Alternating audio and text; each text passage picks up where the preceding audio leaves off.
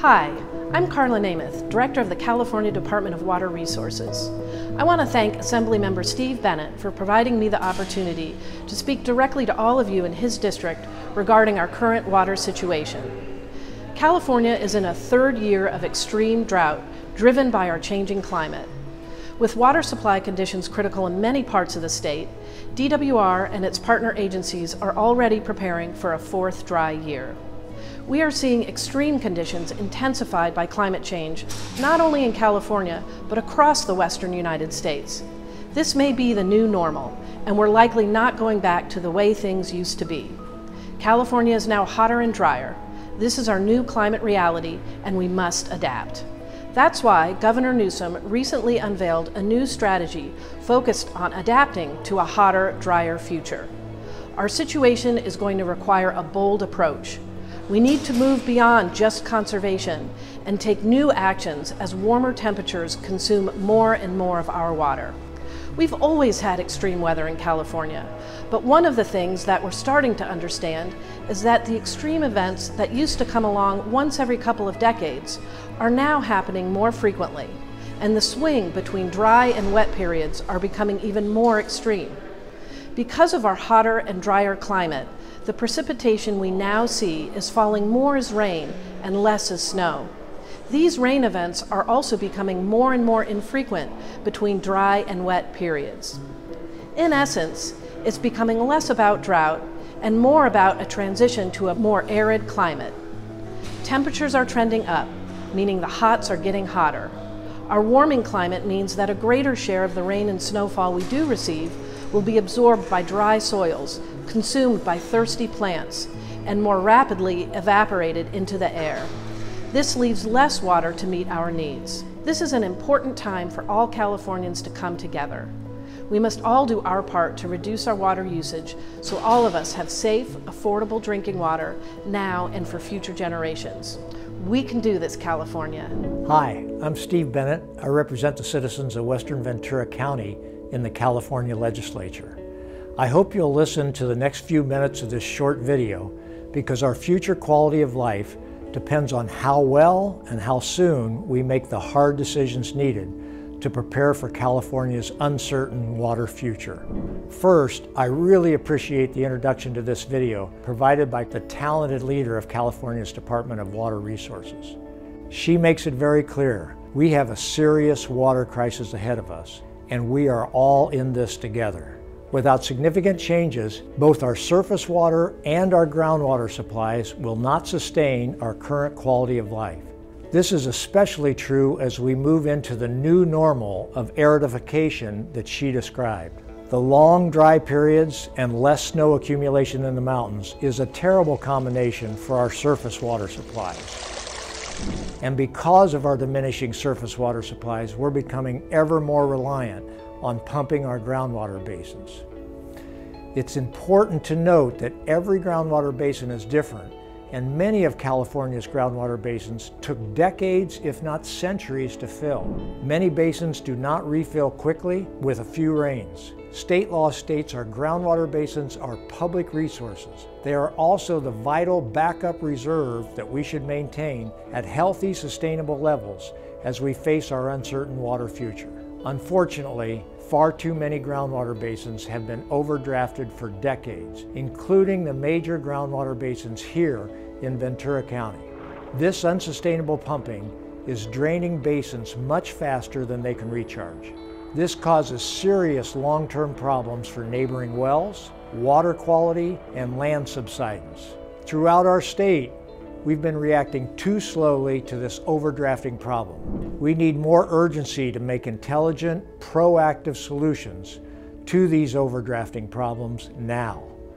Let's examine Ventura County's groundwater situation as an example.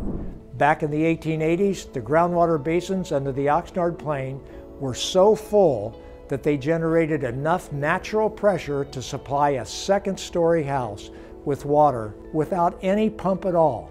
Called artesian wells, they were an enormous public benefit for everyone. By the 1980s, the severe overdrafting of these basins had dropped water levels below sea level. This resulted in saltwater intrusion, polluting one of Ventura County's most precious resources, the millions of gallons of clean, fresh water in the basins underlying the Oxnard Plain. Our statewide overdrafting of groundwater has been even more problematic. Thousands of domestic wells are running dry and stranding low-income communities with no drinking water at all in the Central Valley. Infrastructure repairs are rising due to land subsidence, and pollutants are concentrating in the lower water levels that remain. Regrettably, California was one of the last states in the Union to try to end a pumping free-for-all race to the bottom. The first significant effort to address overdrafting on a statewide basis did not occur until 2014. Then, a law created local groundwater sustainability agencies, known as GSAs, throughout the state that are empowered to end overdrafting and get pumping down to sustainable levels. Unfortunately, passage of the law required a series of compromises, and some powerful private interests were intent on continuing to overdraft the basins for their personal gain for as long as possible. Those compromises mean the law is vague on implementation steps and subject to much foot dragging. After 8 years of planning, more than half of the 40 plans submitted for the most critically overdrafted basins were still found to be inadequate by the state. The residents of California need to know how this vital public resource, our groundwater, is being used.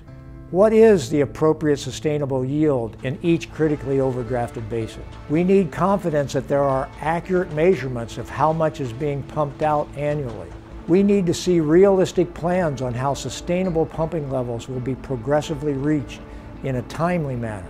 Here is an example of one of the areas that still need to be addressed. The local GSAs do not even have the authority to approve or deny new water wells being drilled into the very basins they are responsible for.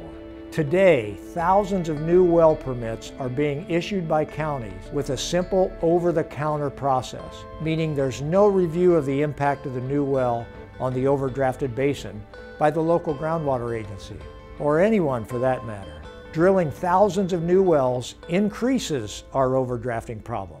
Permitting thousands of new wells also legally complicates the GSA's ability to limit pumping, as vested rights come with every new well. It just makes common sense for the agency responsible for ending the overdrafting to have the ability to approve or deny the construction of new wells. That is one reason why I introduced state legislation in January of 2022 that empowers the local groundwater agencies to review and approve of a well permit before it is issued by the county. But even this modest, common sense step generated fierce opposition from powerful interests, many of whom generate enormous private profits from the current overdrafting of our groundwater basins. Historically, in our country, special interests have been quite good at blocking legislation, particularly when they were exploiting a public natural resource, like our fishery stocks, our clean water in lakes and rivers, our clean air,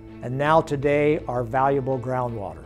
The public pressure needed to counter these special interests is always difficult to mobilize, particularly with groundwater that you can't see. Fortunately, some forward-thinking agricultural interests recognize that sustainable yield requires a combination of new water supplies and cutbacks in demand for groundwater.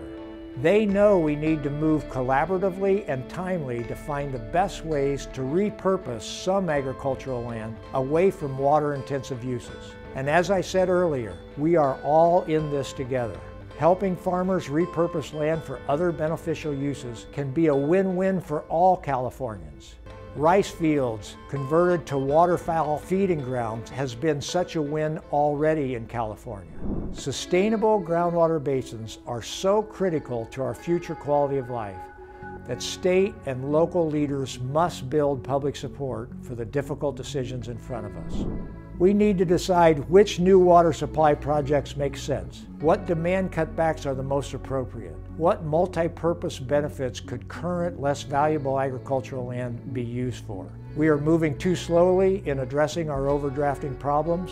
Leaders need to identify practical solutions to California's biggest water challenges and point the way for concerned citizens to get involved. We need to emphasize water conservation at all levels, find ways to recycle more water, creatively recharge our groundwater basins with environmentally sound techniques, and create incentives for multi-benefit repurposing of some land. We also need to develop more redundancy in our water supply options, including the construction of modest desal plants for our coastal cities, plants that can complement our other water sources with a year-round, reliable source. Thank you for giving me a few minutes to share these thoughts about our looming water challenges.